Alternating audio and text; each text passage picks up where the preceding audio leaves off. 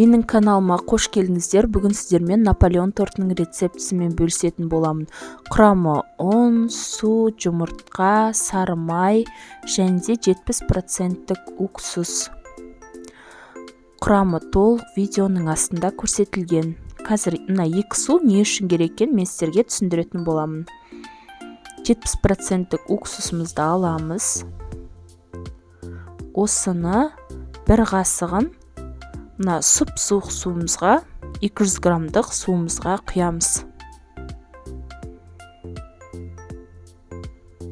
Жақсылап араластырып аламыз. Енді осыдан бір қасық алып,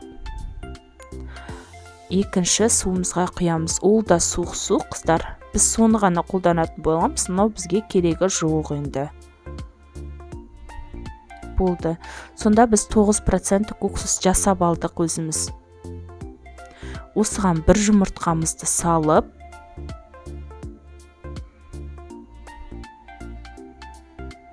жақсылап араластырып аламыз да, ұнымызды дайындағанша бұны морозильникке сала тұрамыз.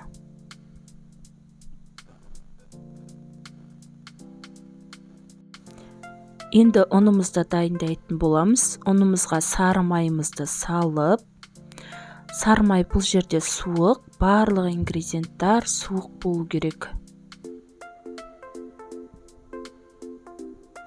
Қолымызбен жақсылап араластырамыз.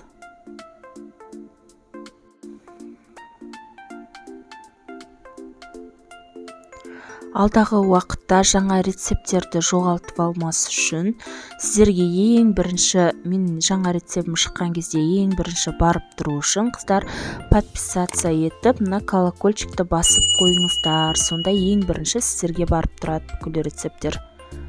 Қараңыздар қыздар, ұндарымызды өстіп ұстаған кезде құрт сияқты болып қалу керек қой. Сол кезде біздің майымыз жеткілікті деген сөз. Егер де осындай форма ұстап қалмаса, онда ше май аздап қосасыздар.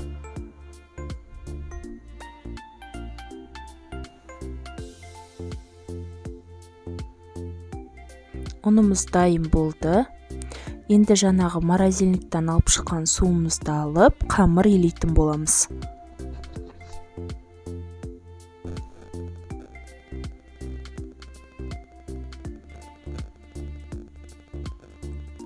Біздің қамырымыз дайын. Осыны 10 бөлікке бөліп аламыз.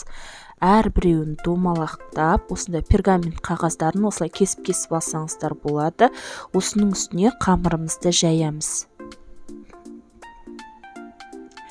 Темірмен шет жағын кесіп, вилканың көмегімен тесіктер жасайтын боласыздар.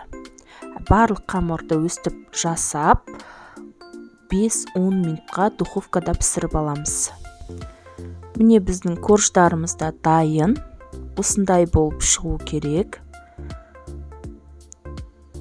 Кесіп тастаған шет жақтарында пісіріп аламыз. Мен сіздерге қазір көрсетейін. Қараңыздар, өстіп бөлген кезде корж деген ол үгітіліп шығу керек қой. Не дәл осылай болу керек.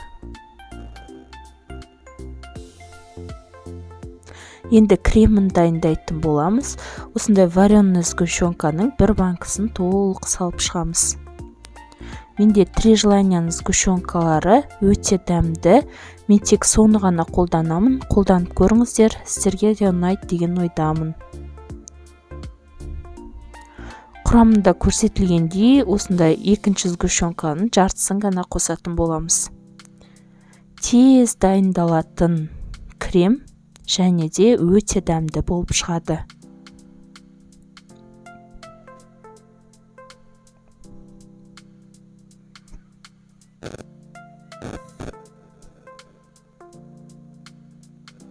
Біздің креміміз дайын, енді тортымызды құрастырамыз. Корж бен кремді алмастыра отырып, осылай тортымызды құрайтын боламыз.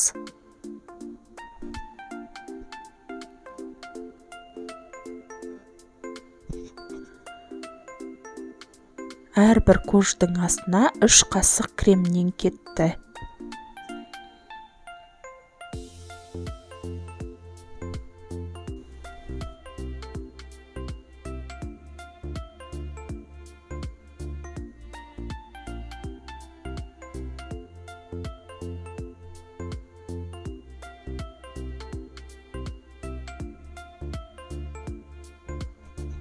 Осылай тортымызды құрастырып аламыз. Енді шетіндегі бөліктерді қолымызбен үгітіп шығамыз.